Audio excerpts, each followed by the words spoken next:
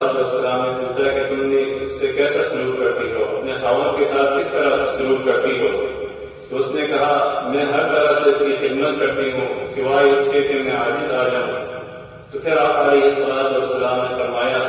فانظری N انت منہ فانما هو جنتک ونارک، اور کما قال علیہ الصلوۃ والسلام تم مجھ سے کیسا سلوک کرتی ہو اس بات کو دیکھ لو اچھی طرح اور اس کا جائزہ لے لو، اور یاد رکھنا کہ وہی تمہاری جنت ہے اور وہی تمہاری جہنم ہے۔ تو اس حدیث کا آپ علیہ الصلوۃ والسلام کی سورہ حسنہ اس کا مفہوم کہ عورت جو ہے اپنے گھر میں جواب دہ ہے، اس کی گھر کی جو رعیت ہے اس کے بارے میں اس سے پوچھ گچھ ہوگی، تو اپنے خاوند کی، اپنے بچوں کی نگہداشت، اس کی تعلیم و تربیت، اپنے گھر کی حفاظت، یہ اس کی آپ علیہ الصلوۃ والسلام کی سورہ حسنہ اس عورت کے لیے